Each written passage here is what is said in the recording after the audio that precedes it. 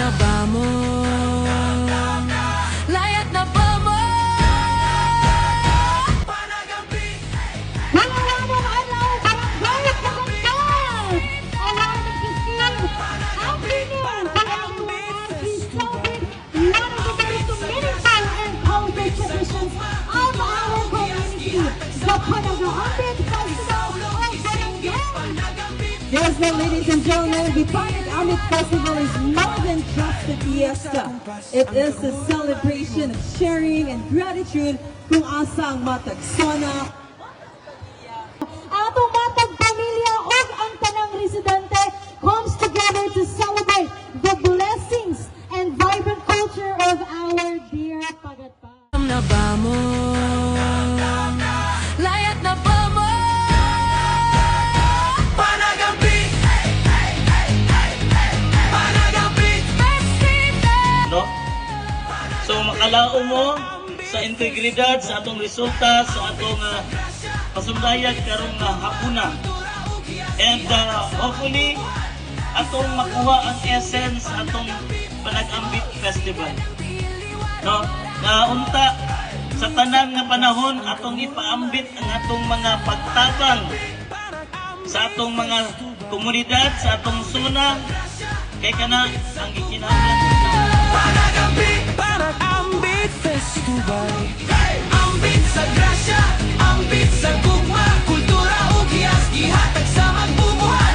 Isaulog, isinggit, Panagambit Festival. Isikat ang tili, wara-wara ang kamot. Tuyog sa kumpas, ang kagul malibot. Taliwala sa kainit sa ilang performance, ilang gilahutay o kita ilang mga talento sa sayaw, and nalipay ko ang uban ang suporta sa ilang mga taga-suna o mga ganikanan, mga kabataan niya nagamalumpuson o madaugon, and sa hantod sa sunod na pud nga Panagambit Festival atong pagtabangan o ipasigarbo nga ang pagatpat ana ang pamatasan sa pag-ambit sa tanan sa kalipay ug kasakit sa mga grasya ug inuman sa mga talento. Layat na ba mo? Panagambit! Panagambit Festival! Hey guys, mayong hapon sa tanan, no? So ako si Kagawad po, ana-assign nga kagawad sa Zone 4, Zona 4, no? So dako kakong pasalamat. So of course, sa ato ang labaw na makagagaw nga gitagaan jud mi kusog nga niabot jud mi ani nga mga kadaugan.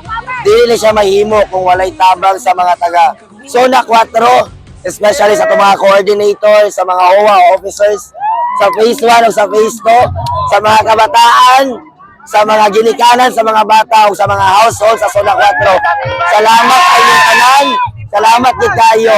Dayon of course akong pasalamatan ang nagdala ninong akuan ang SK Council sa Barangay Pagatpat, headed by our SK Chairman Z. Colyantes, and of course the SB Pagatpat, headed by our Barangay Kapitan Gugoy Babaran.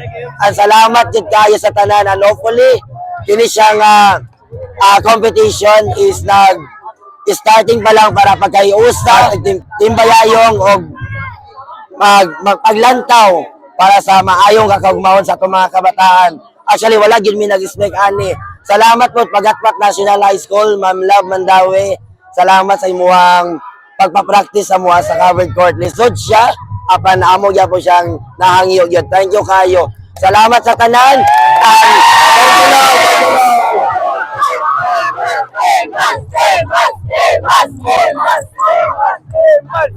And of course, atong pasalamatan, Team Bals, ang among choreographer.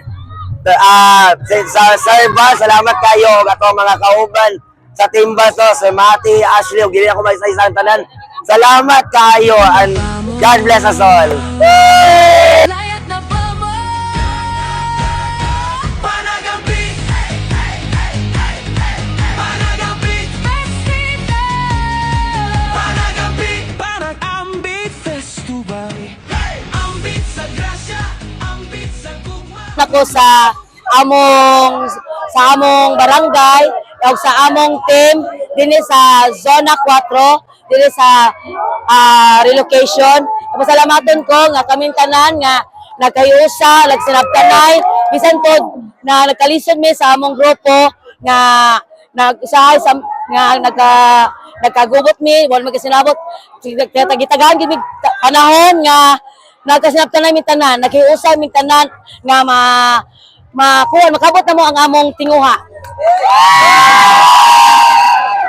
Salamat kayo! Pinusa na salamat kayo, Barangay Pagatpat, Panagantot Festival. Kapitan, Gogoy Babaran, daghang salamat!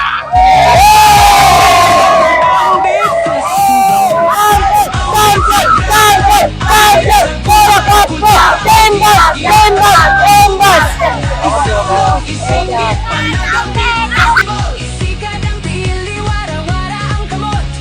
Tuyok sa kumpas, ang kagul malimot.